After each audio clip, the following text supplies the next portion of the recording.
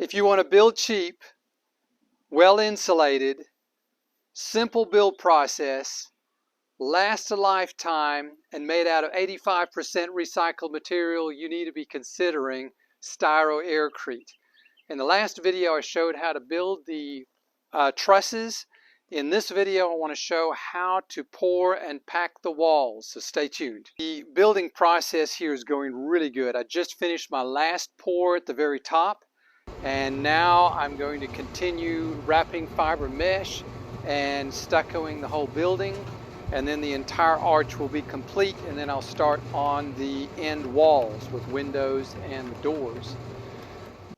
This is a really easy, simple process. In the last video I showed how to make the trusses. This is your skeletal frame for holding your molds for your panels that you'll put on the wall. The trusses, you rip rough lumber 2x4 material into 1/2 inch strips.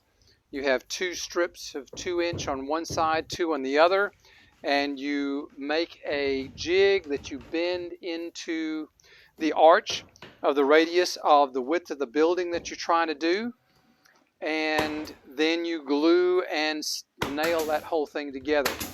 Straightforward, doesn't take that long to make them, and you can make these any thickness you want. 4 inches, 6, 8, 10, 12, even 16 inches if you really want a super insulated wall. And it does not cost that much to increase the thickness because the Styrocrete is so cheap. It's just Portland cement that you mix with a bunch of Aircrete and then lots of styrofoam, shredded styrofoam, and that is the glue that will hold all this together to pack into the walls.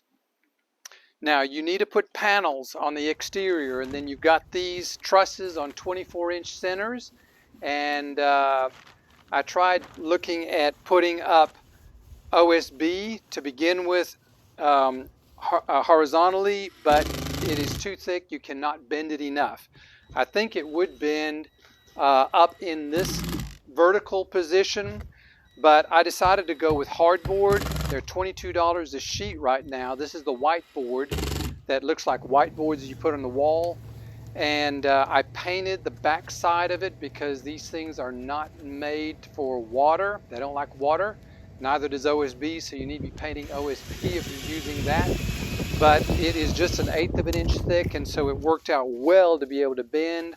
I screwed it every 10 inches up the 2x4s, and it went up real easy. Now, what I noted was it was not strong enough along the top edges and the bottom, so I put some 2x4s or 2x2 strips along the bottom and the top to support it, and that helped a lot to hold it together. Then you mix your Styrocrete in your mixer, whatever you're using to mix it with, and then I transferred that into a tray that I carried over here and bucket it up and work with it with a bucket.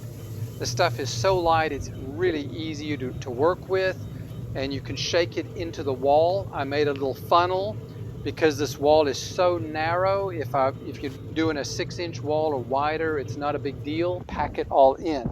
Doesn't take very long. You don't have to be super aggressive, but you have to be consistent all the way through. I tried putting 2 buckets in there and packing it, and that was too much.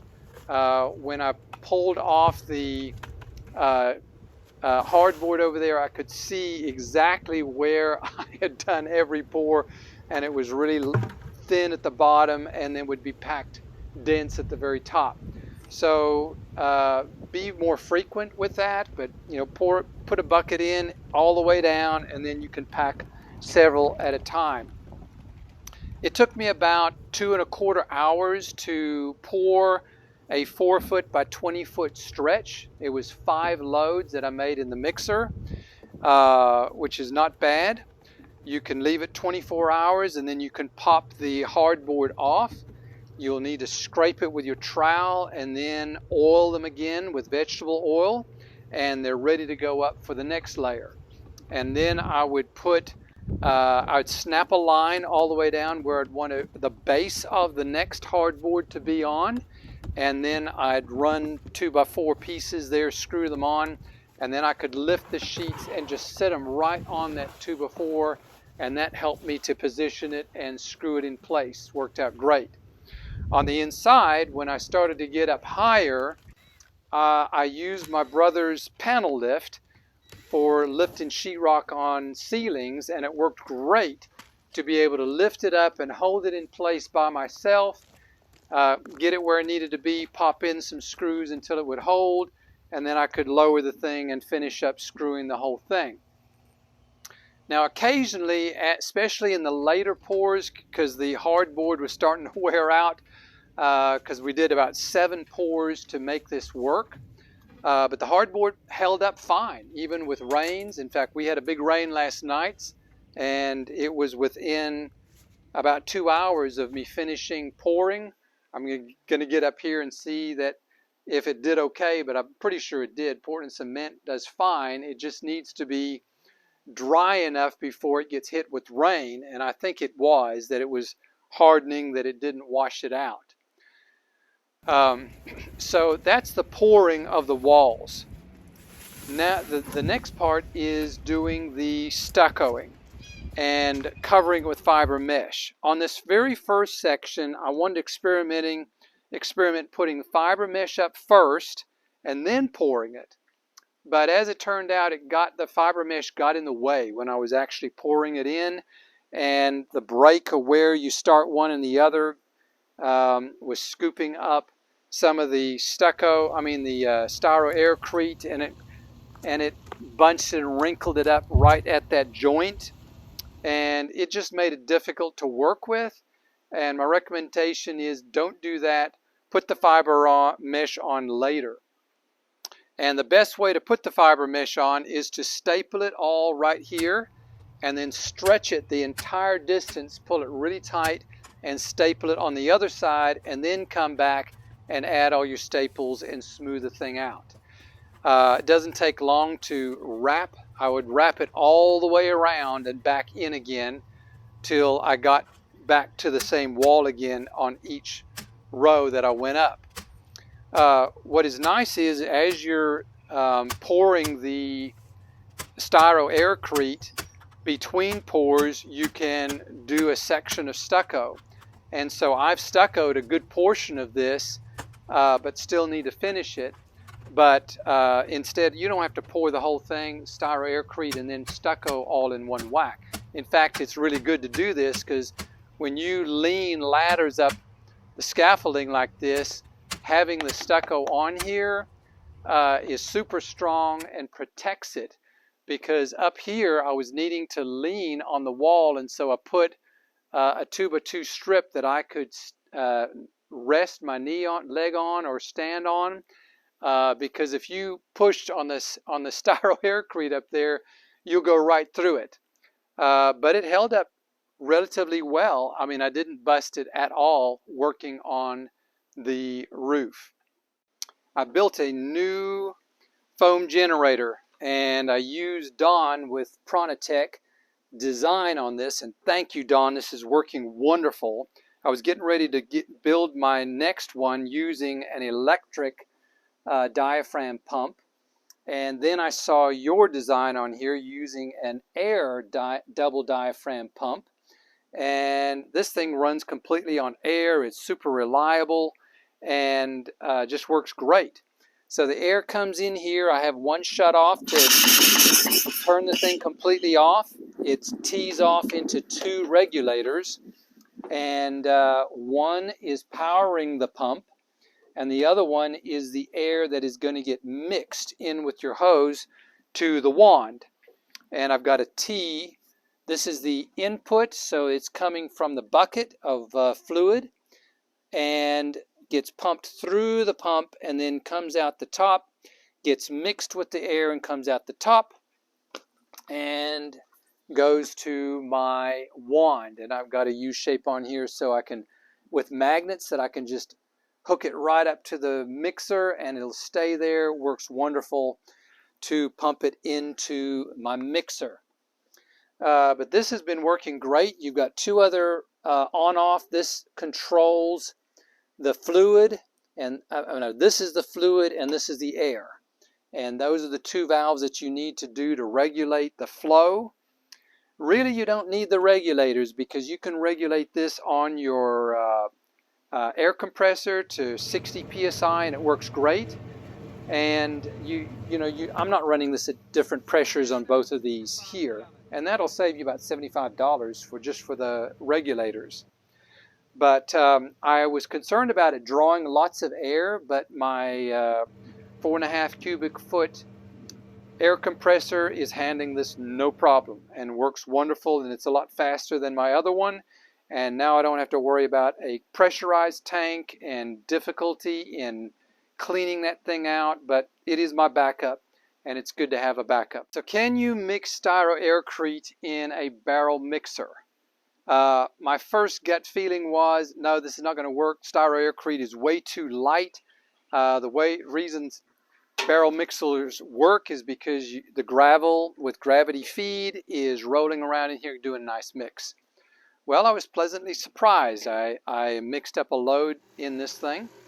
It does need a little help. You use a little shovel in here and loosen it up, but it's a whole lot easier than doing it by hand or with paddle mixers. And so that is an option. And these things are a whole lot cheaper, $250 versus $3,700 for my stucco mixer commercial. But I mean, this thing is small. I mean, it's like 3.2 cubic feet, and that thing's 9. So it means like 3 of these to 1 of those. But I have seen some larger 8.8 cubic foot barrel mixers for a little over $1,000, and that is still a third of that price on that one. So that'd be a good option to consider. But it will work. You got to add just a little bit extra help in here, but that is a much cheaper way to do your mixing if you want to. Or if you're really ambitious, you can build your own out of a DC treadmill motor like Don did with Pronatec. Very cool. And those treadmill motors are powerful, and you can get some good cheap actuators, AC to DC converters with variable speed that you can use for bandsaws, lathes, and things like that in your workshop. They work great. Several have commented about different ways of building with Aircrete, of building insulated concrete forms and bringing it out to the site and stacking it up and pouring the walls. Building SIP panels like this. This is a 2 foot by 10 foot 6-inch panel. Or building large walls and do lift up construction. So I experimented with this because I wanted to see Roberto Mina in Guatemala is wanting to build some small houses, 8 by 10 even for some of the folks over there. And I wanted to see if building these panels would make sense. So I used chicken mesh instead of fiber mesh because they can get chicken mesh a lot easier, and made a 10-foot panel that you could fit on the roof. And so put these panels together. And so I made molds for tongue and groove on this thing and tried pouring a panel. What I found was it's a lot of work. It's more work than pouring it in place. Aircrete is not like concrete at all, where you pour it and you squeegee it out and smooth out the top and leave it. With Aircrete, it is so fluffy and light that you have to pack it. And it's a whole lot easier to pack it if it's in an enclosed wall, because now it's just the very top that's open and you're packing it in. But here, the whole thing is completely open, and it made it harder to pack this thing. And then you got to overfill it, and then wrap your your chicken mesh down on top, and then put OSB sheets on top with weights to get it to compress and be flat. If you leave it open, it is very rough. You cannot get it smooth without having a board on the top of this stuff. So if you poured a concrete floor and you wanted to insulate it, you would pour it and pack it and then lay OSB sheets over there with weights on there until it dries, and then you would pour 1.5 inches of regular concrete on top of it to give it a topper on the floor. But what I found with this too is these things are heavy. Styrofoam is, about 1.2 pounds per cubic foot. Aircrete is about 8 to 10 pounds per cubic foot. So this is 2 foot by 10, that's 20 foot square and 6 inches thick. This is about 100 pounds just in Aircrete. And and then when you add a layer of stucco on top and bottom, you're up to 157 pounds. I weighed this thing, and that is hard to move. And you build these things in your shop, and now you got to move them around and stack them, get them out to your building site, and then you got to figure out how to get these things to glue together and be really strong. And so, you could use some Aircrete mix to glue them together in the tongue and groove, but then you'd have to put some fiber mesh strips over here and stucco over that. And by the end of the day, you're doing more work than building it in place. You are way better off building in place, and then you can cover the fiber mesh and wrap the entire building together, and it makes a super strong structure because of that. I really think that even in earthquake areas that this will be a wonderful building method because of how it holds everything together. And, if it shakes the building so hard that you've got pieces coming down, that this is light enough that it's not going to crush you. I mean, it'll hurt, but it's not going to crush you. And if you get down underneath a table or something like that, the table could catch it without crushing you, which is a serious problem with cinder blocks and concrete walls. They're just so heavy. So I really think that this could be a huge benefit. And then when you've got the wood trusses in the mix too, that will hold it all together a whole lot better as well versus falling apart when you have an earthquake. How to pump Aircrete into the walls has really eluded me for some time. So I tried Aircrete Harry's barrel pressure pump, and I plugged it in with water first and tested it out. It works great with water. Put a load of Aircrete in it, and all it would do is blow air. And I didn't think it was going to work, but I wanted to try it.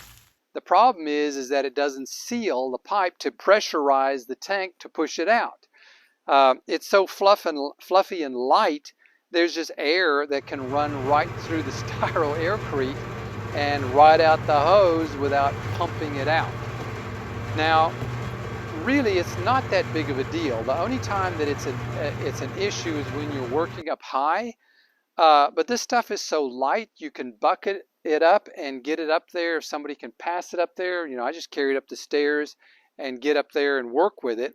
But since you are having to pack it in periodically, just a small amount in there, if you were pumping it, you would have to stop quite a bit and then pack it. And so having it in buckets to shake it into the wall works out just fine. So I'm really not too concerned about not being able to pump it. If you are really high up, okay, get a pulley system to pull buckets up and work from there, and that would be a little easier. There's ways around doing that, but it was not a huge issue at all in building the building here. When you stucco your first coat, it needs to be a strong mix, and I'm using a 1-to-2 ratio of binder to sand. I'm using 1 part Portland cement, half a part lime, hydrated lime, and 3 parts sand. That gives you a 1-to-2 mix. I'm adding the lime in there because it makes it a more buttery mix. It spreads easier and it sticks better to the wall. And it helps to keep the water from separating from the mix. If you use Portland cement and sand, you'll notice the water starts to separate after about 10-15 minutes, and you got to mix it up to keep it mixed up. It's not a big deal, but it doesn't do that nearly as bad if you got the hydrated lime in there. In addition, hydrated lime lets the wall breathe better and lets water vapor get out of the wall. And if you have micro cracks, it will self-heal. And so there's some nice benefits of having lime in there. But lime can burn your skin, and you don't want to get it in your eyes or breathe it. So wear a mask when you're using it, or hold your breath when you're dumping the powder into your mix until it is wet. You may or may not be able to get hydrated lime, but I was able to. It's about half the weight of Portland cement, which is interesting. You need to wet the wall really well before you get started with this. That'll help it stick to the wall. I also used bonding agent mixed with 4 parts water and put it into a spray bottle and wetted the wall. Bonding agent allows old concrete and new concrete to bond really well. And so this helps, but I've done it with or without that bonding agent, and I'm getting a good contact connection over here with or without it. So I'm not sure if it's totally necessary. But put it on with your trowel. That's the easiest way I found. I've also got a Go Devil that is a big wide blade, aluminum blade that you can smear on the wall. That has some merit, but you still have to trowel it after the fact. And so I don't know if you're saving just a whole lot of time using one of those. Then you want to use a wet float that you shake out the water and work it into the fiber mesh, and then lightly brush across it to give your final finish. That gives a real rough finish, which the second coat will adhere to very, very well. But that is the best way to do it. I've also used one of those stucco sprayers on the wall. They are really messy and they draw a lot of air. You got to have a high-powered air compressor to drive those things, and you'll get overspray and get it on your concrete. And the first time I used it, I didn't realize that I was getting overspray, got it all over my concrete, and when it hardens, you got to use a grinder on it to get it off. So I'm not messing with that. Troweling it on is the easiest way for me to do it. Well, the next video will be for doing the end walls, and then ultimately the trim and the finish.